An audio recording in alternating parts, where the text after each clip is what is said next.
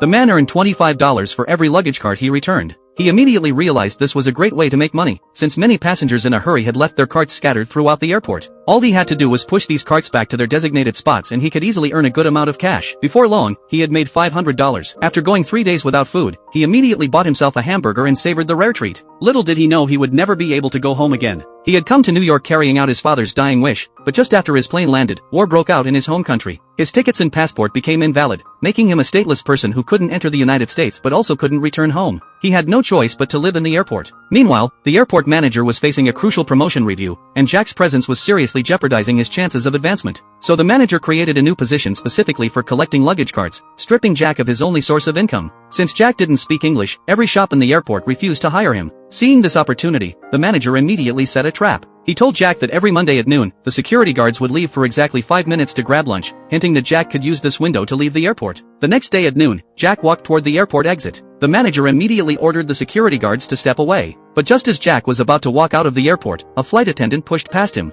Jack instantly realized this was all part of the manager's scheme. Once he left the airport, the manager would have him arrested for illegal entry. Jack angrily shouted at the security cameras, declaring that he would never leave the airport. The manager was furious but completely powerless to do anything about it. To survive, Jack had to scavenge for food in trash cans. Wanting to stay informed about his country's situation, he went to the bookstore and bought a bilingual dictionary to teach himself English. Gradually, he became able to understand the news reports and grew increasingly worried about his family's safety. However, without money, he couldn't afford to call them. Just then, the manager approached him again, saying that if Jack could answer just one simple question, he would be legally allowed to enter New York. Jack was thrilled, thinking this would be easy. But when the manager asked, "Are you afraid of your country?" Jack firmly answered no. He had no idea that only by answering yes could he receive asylum in New York. Jack stood his ground, stating that he would never fear his homeland, so he had to continue staying at the airport. At this point, Jack had no idea he was about to be trapped in the airport for 9 months.